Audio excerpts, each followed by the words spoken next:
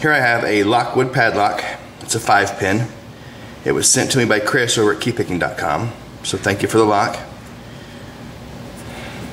There's the keyway on it.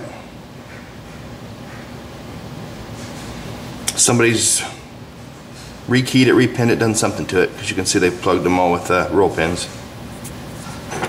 So I shall attempt pickage. I'm going to use Peterson top of the keyway, and once again J. Ruther Black Beauty Super Pick. With this pick, any lock is possible.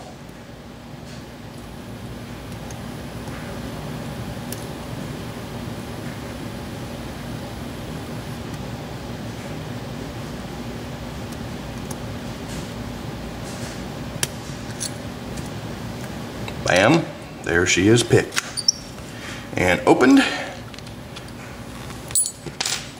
and locked back up. So J. Ruther Super Pick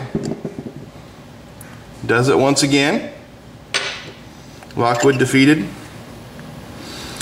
Thanks for the lock again, Chris, and thank you for watching.